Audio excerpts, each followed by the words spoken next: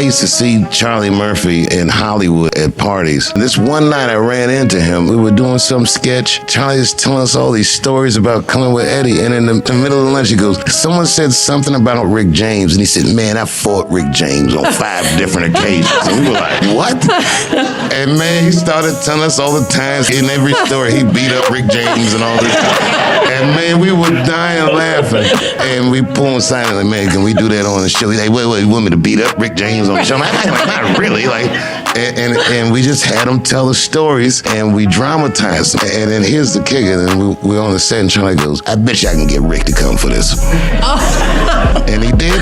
He did. We ended up doing one sketch for Rick James and then another sketch about Prince. And I asked Prince to do the sketch and he was like, no. But then when he saw it, he said he wished he had. And the other thing about that Rick James sketch is Charlie made us show it to Eddie first. So I'd never been to Eddie Murphy's house, but when we go, it was with his brother. And Eddie has this big screening room downstairs, and he's sitting in like a big armchair with his back to us. And no one's seen the sketch, so there's no laugh track on it.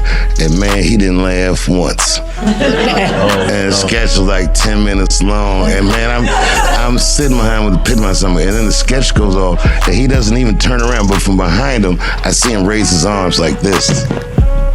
Oh, yeah. And then he turns around and goes, it was a red couch and Rick had on Capizios. That's what he said.